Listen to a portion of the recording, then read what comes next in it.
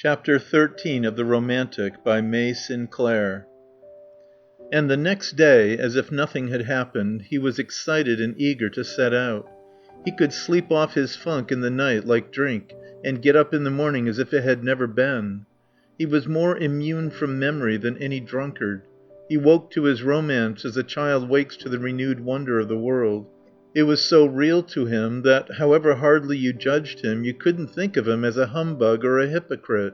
No, he was not that. He was not that. His mind truly lived in a glorious state for which none of his disgraceful deeds were ever done. It created a sort of innocence for him. She could forgive him even after yesterday. She could almost believe in him again when she saw him coming down the hall to the ambulance with his head raised and his eyes shining, gallant and keen. They were to go to Berlaere. Trixie Rankin had gone on before them with Gurney, McClane's best chauffeur. McClane and Sutton were at Melle. They had not been to Berlaere since that day, the first time they had gone out together.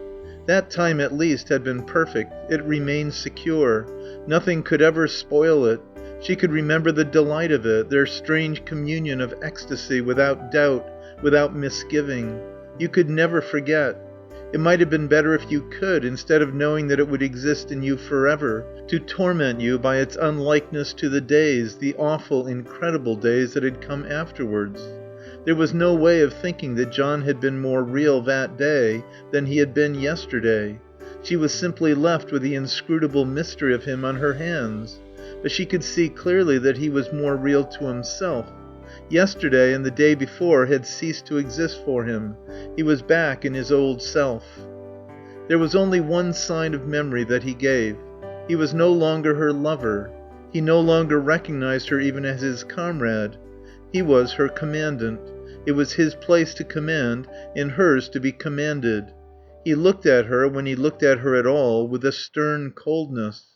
She was a woman who had committed some grave fault, whom he no longer trusted. So masterly was his playing of this part, so great, in a way, was still his power over her, that there were moments when she almost believed in the illusion he created. She had committed some grave fault. She was not worthy of his trust. Somewhere, at some time forgotten, in some obscure and secret way, she had betrayed him. She had so mixed her hidden self with his in love that even now, with all her knowledge of him, she couldn't help feeling the thing as he felt it and seeing as he saw. Her mind kept on passing in and out of the illusion with little shocks of astonishment. And yet all the time she was acutely aware of the difference. When she went out with him, she felt that she was going with something dangerous and uncertain. She knew what fear was now. She was afraid all the time of what he would do next, of what he would not do. Her wounded were not safe with him. Nothing was safe. She wished that she could have gone out with Billy. With Billy there wouldn't be any excitement, but neither would there be this abominable fear. On the other hand, you couldn't let anybody else take the risk of John. And you simply couldn't let him go alone. Conceive him going alone, the things that might happen. She could at least see that some things didn't. It was odd, but John had never shown the smallest desire to go without her. If he hadn't liked it, he could easily have taken Sutton or Gwinnie or one of the McClane men. It was as if, in spite of his hostility, he still felt, as he had said, that where she was, everything would be right. And it looked as if this time nothing could go wrong. When they came into the village, the firing had stopped. It was concentrating further east towards Zele. Trixie's ambulance was packed, and Trixie was excited and triumphant. Her gestures waved them back as useless, much too late. Without them they had got in all the wounded. But in the end they took over 2 of them, slight cases that Trixie resigned without a pang. She had had to turn them out to make room for poor Gurney, the chauffeur, who had hurt himself, ruptured something, slipping on a muddy bank with his stretcher. Mr. Conway, she said, could drive her back to Ghent, and Charlotte could follow with the 2 men. She had settled it all, in her bright, domineering way, in a second, and now swung herself up on the back step of her car. They had got round the turn of the village, and Charlotte was starting to follow them when she heard them draw up. In another minute John appeared, walking back slowly down the street with a young Belgian lieutenant. They were talking earnestly together. So soon as Charlotte saw the lieutenant, she had a sense of something happening, something fatal that would change Trixie's safe, easy program. John, as he came on, looked perturbed and thoughtful. They stopped. The lieutenant was saying something final. John nodded assent and saluted. The lieutenant sketched a salute and hurried away in the opposite direction. John waited till he was well out of sight before he came to her. She noticed that. He had the look at first of being up to something, as if the devil of yesterday was with him still. It passed. His voice had no devil in it. "I say, I've got a job for you, Charlotte. Something you'll like." There was no devil in his voice, but he stared away from her as he spoke. "I don't want you to go to Ghent. I want you to go on to Zele." "Zele? Do I know the way?" "It's quite easy. You turn round and go the way we went that first day, you remember? It's the shortest cut from here." "Pretty bad going, though. Hadn't we better go on and strike the main road?" "Yes, if you want to go miles round and get held up by the transport."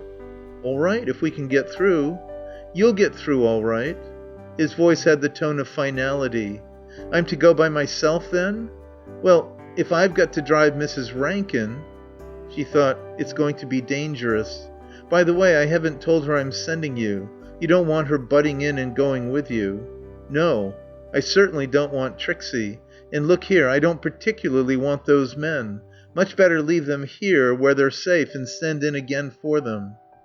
"I don't know that I can send in again. We're supposed to have finished this job. The cars may be wanted for anything. They'll be all right." "I don't like taking them." "You're making difficulties," he said. He was irritable and hurried. He had kept on turning and looking up the street, as though he thought the lieutenant might appear again at any minute. "When will you learn that you've simply got to obey orders?" "All right." She hadn't a chance with him. Whatever she said and did, he could always bring it round to that, her orders. She thought she knew what his orders had been. He cranked up the engine. She could see him stooping and rising to it, a rhythmic, elastic movement. He was cranking energetically with a sort of furious, flushed enjoyment of his power. She backed and turned, and he ran forward with her as she started. He shouted, "Don't think about the main road. Get through. And hurry up. You haven't got too much time." She knew. It was going to be dangerous, and he funked it. He hadn't got to drive Trixie into Ghent. When the worst came to the worst, Trixie could drive herself. She thought, he didn't tell her because he daren't. He knew she wouldn't let him send me by myself. She'd make him go. She'd stand over him and bully him till he had to. Still, she could do it. She could get through. Going by herself was better than going with a man who funked it. Only she would have liked it better without the two wounded men. She thought of them jostled, falling against each other, falling forward and recovering, shaken by the jolting of the car, and perhaps brought back into danger. She suspected that not having too much time might be the essence of the risk. Everything was quiet as they ran along the open road from the village to the hamlet that sat low and humble on the edge of the fields.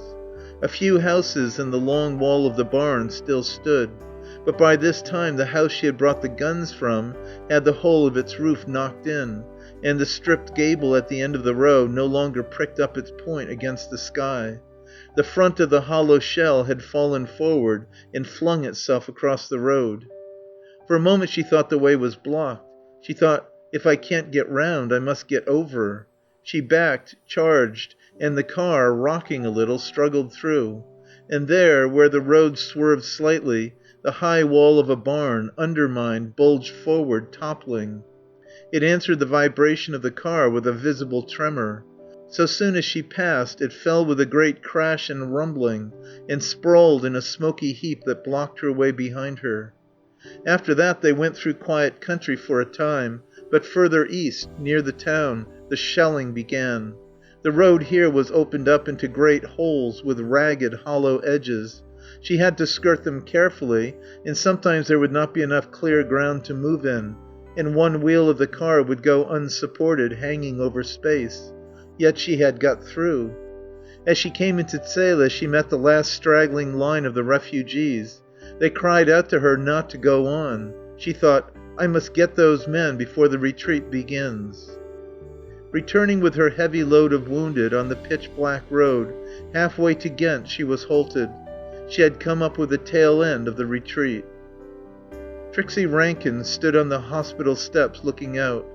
The car turned in and swung up the rubber incline, but instead of stopping before the porch, it ran on towards the downward slope. Charlotte jammed on the brakes with a hard jerk and backed to the level. She couldn't think how she had let the car do that. She couldn't think why she was slipping from the edge of it into Trixie's arms, and stumbling in that ignominious way on the steps, with Trixie holding her up on one side. It didn't last. After she had drunk the hot black coffee that Alice Bartrum gave her, she was all right. The men had gone out of the mess room, leaving them alone. "I'm all right, Trixie. Only a bit tired." "Tired? I should think you were tired. That Conway man's a perfect devil. Fancy scooting back himself on a safe trip and sending you out to Zele. Zele! McClane doesn't much care where he sends you." "Oh, Mac, as if he could stop us. But he'd draw the line at Zele with the Germans coming into it." "Rot. They weren't coming in for hours and hours." "Well, anyhow, he thought they were." "He didn't think anything about it. I wanted to go and I went. He couldn't stop me." "It's no good lying to me, Charlotte. I know too much. I know he had orders to go to Zele himself, and the damned coward funked it. I've a good mind to report him to headquarters." "No, you won't do that. You wouldn't be such a putrid beast." "If I don't, Charlotte, it's because I like you. You're the pluckiest little blighter in the world. But I'll tell you what I shall do. Next time your Mr. Conway's ordered on a job he doesn't fancy, I'll go with him, and hold his nose down to it by the scruff of his neck. If he was my man, I'd bloody well tell him what I thought of him." "It doesn't matter what you think of him. You were pretty well gone on him yourself once." "When? When?" "When you wanted to turn Mac out and make him commandant." "Oh, then. I was a jolly fool to be taken in by him. So were you." She stopped on her way to the door. "I admit he looks everything he isn't. But that only shows what a beastly humbug the man is." "No, he isn't a humbug. He really likes going out, even if he can't stand it when he gets there." "I've no use for that sort of courage." "It isn't courage, but it isn't humbug." "I've no use for your fine distinctions either." She heard Alice Bartram's voice calling to Trixie as she went out, "It's jolly decent of her not to go back on him." The voice went on, "You needn't mind what Trixie says about cold feet. She said it about everybody. About Sutton and Mac and all our men and me." She thought, what's the good of lying when they all know? Still, there were things they wouldn't know if she kept on lying, things they would never guess. "Trixie doesn't know anything about him," she said. "No more do you. You don't know what he was." "Whatever he is, whatever he's done, Charlotte, you mustn't let it hurt you. It hasn't anything to do with you. We all know what you are." "Me? I'm not bothering about myself. I tell you it's not what you think about him. It's what I think." "Yes," said Alice Bartrum. Then Gwinnie Denning and John Conway came in and she left them. John carried himself very straight, and again Charlotte saw about him that odd look of accomplishment and satisfaction. "So you got through?" he said. "Yes, I got through." They kept their eyes from each other as they spoke. Gwinnie struck in. "Are you all right?" "Yes, rather. The little Belgian army doctor was there. He was adorable, sticking on, working away with his wounded, in a sort of heavenly peace with the Germans just outside." "How many did you get?" 13. "Oh, good. I've had the rottenest luck. I'd have given my head to have gone with you." "I'm glad you didn't. It wasn't what you'd call a ladies' tea party." "Who wants a ladies' tea party? I ought to have gone in with the Mac Corps. Then I'd have had a chance." "Not this time. Mac draws the line somewhere. Look here, Gwinnie, I wish you'd clear out a minute and let me talk to John." Gwinnie went, grumbling. For a moment silence came down between them. John was drinking coffee with an air of being alone in the room, pretending that he hadn't heard and didn't see her. "John, I didn't mind driving that car. I knew I could do it, and I did it. I won't say I didn't mind the shelling, because I did. Still, shelling's all in the day's work. And I didn't mind your sending me, because I'd rather have gone myself than let you go. I don't want you to be killed. Somehow that's still the one thing I couldn't bear. But if you'd sent Gwinnie, I'd have killed you." "I didn't send Gwinnie. I gave you your chance. I knew you wanted to cut Mrs. Rankin out." "I? I never thought of such a rotten thing." "Well, you talked about danger as if you liked it." "So did you." "Oh, go to hell." "I've just come from there." "Oh, so you were frightened, were you?" "Yes, I was horribly frightened. I had 13 wounded men with me. What do you suppose it feels like driving a heavy ambulance car by yourself? You can't sit in front and steer and look after 13 wounded men at the same time. I had to keep hopping in and out. That isn't nice when there's shells about. I shall never forgive you for not coming to give a hand with those men. There's funk you can forgive and..." She thought, "It's John. John I'm saying these disgusting things to. I'm as bad as Trixie, telling him what I bloody well think of him, going back on him. And there's funk..." "You'd better take care, Charlotte. Do you know I could get you fired out of Belgium tomorrow?" "Not after tonight, I think." It was horrible. He got up and opened the door. "Anyhow, you'll clear out of this room now, damn you."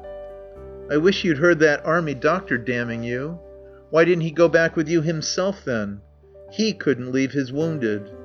He slammed the door hard behind her. That was just like him.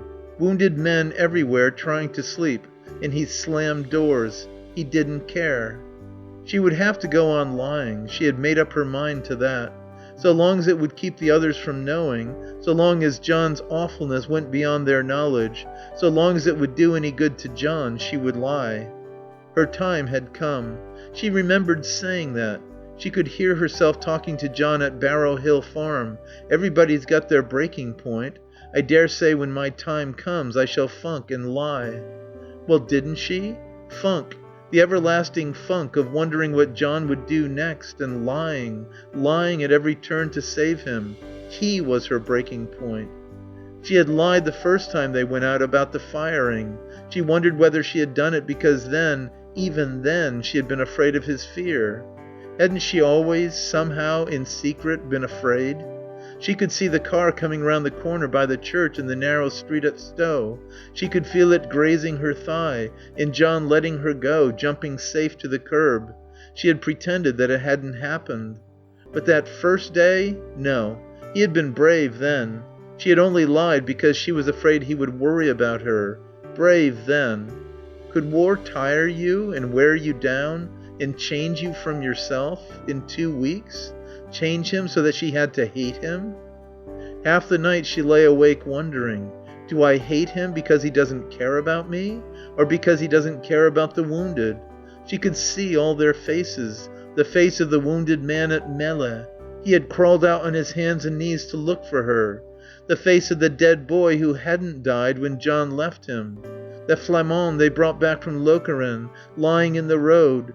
The face of the dead man in the shed. In John's face. How could you care for a thing like that?